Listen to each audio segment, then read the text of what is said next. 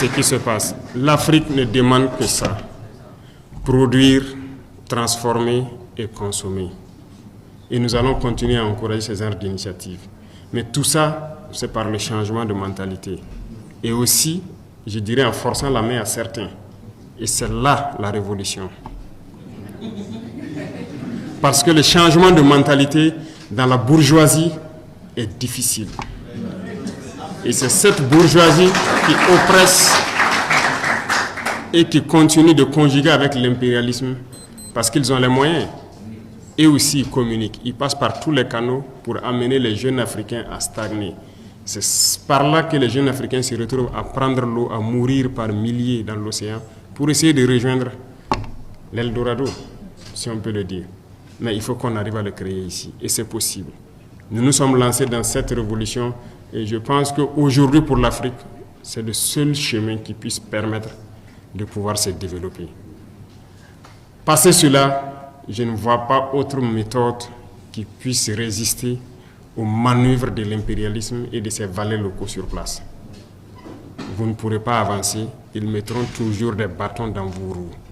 À travers les textes que les impérialistes eux-mêmes ont avancés, les ont amenés à développer, à travers les organismes, les institutions que les impérialistes nous ont aidés à mettre en place dans nos États. Il faut pouvoir casser tout ça pour que l'Afrique puisse ressurgir, s'unir et avancer. Les guerres nous ont trop déchirés. Parler des guerres, essayer de toucher leur cœur. Nous sommes en guerre au Burkina, nous connaissons d'où ça vient, nous nous battons. Mais quand nous regardons l'histoire de certains pays, ça nous déchire encore plus le cœur. Le Soudan, le Congo, bref, il y en a assez, où des gens meurent par milliers, de frères se déchirent par longueur de journée. Ici, ce sont des individus manipulés par l'impérialisme, qui sont assis de l'autre côté, qui les envoient un peu d'argent, du carburant, des armes, des munitions, et ils tuent leurs frères. Ils gambadent à travers les campagnes, tués, sans même savoir pourquoi ils le font. Mais tout ça, c'est parce que les cerveaux sont encore éteints. Il faut que vous puissiez rallumer les cerveaux de beaucoup d'Africains pour qu'on puisse se réveiller. Et c'est sérieux. Et c'est à travers la communication que vous faites.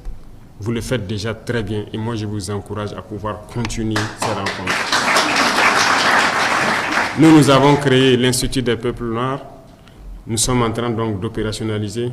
Et j'espère que tout un chacun participera en présentiel ou en visioconférence